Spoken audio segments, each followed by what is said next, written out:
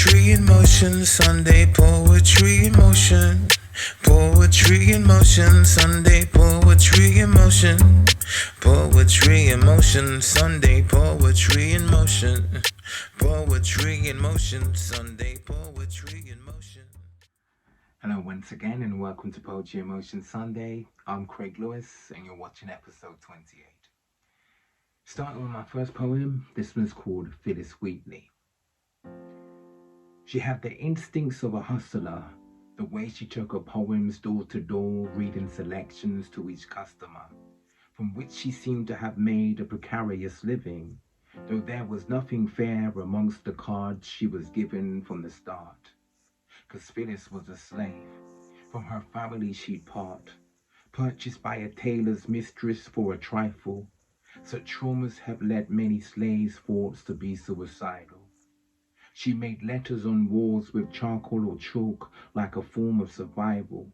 She was 7 years old. She impressed her mistress, so this moment was gold. Taught her to read and write. By 13 years old, Phyllis Wheatley poems would evolve.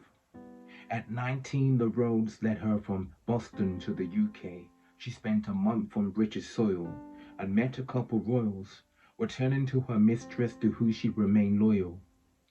The year is 1773. On her return, her book was published for people to see.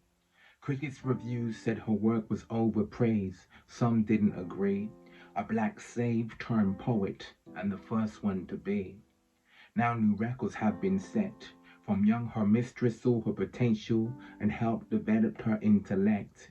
Yet to say she made her much proud when her book was released. A year after, her mistress would be resting in peace. Miss Wheatley would become Mrs. Peters. She bore him a son, and by 30 years old, her life journey was done. And moving on to my second poem, this one is called The Youth Today. Memories of childhood sitting in the past, faces of friends whose friendship didn't last, the marathon into my present. Though the times we shared were pleasant, but now I know not if they live or die. They can't be traced through Facebook. At times I dream with open eyes. I wonder if they have offspring, and if they look how they looked as I remember as a boy. And if my seed should ever meet them, will they too live out the joy? The notion does stay close to heart. I think of how we've grown apart. We pinky promised we'd remain, but choices bring you options, and each one leads a different lane. To see them we'd once walk a couple yards, now one may need a train. Come birthdays we sent each other cards before the mobiles came. Oh darn, I've shown my age. Yes, letters were a thing back then, communicating through a page or two when they'd move away.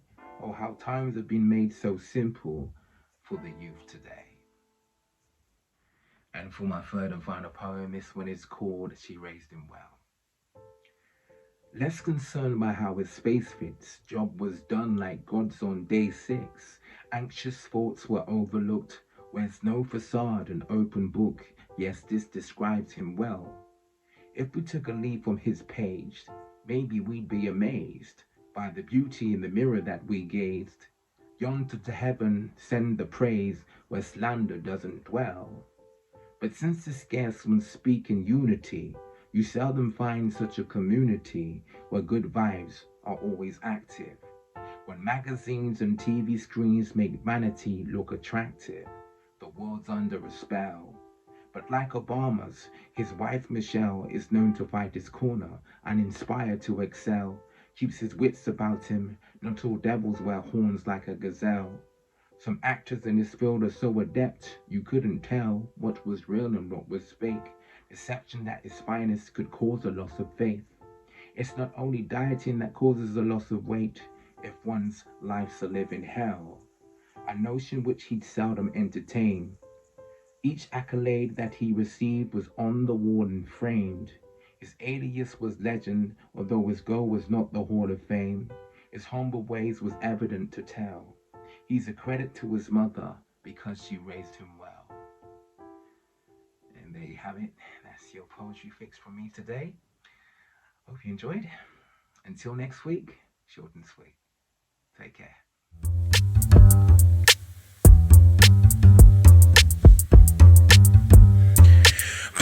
Poetry in motion, Sunday poetry in motion.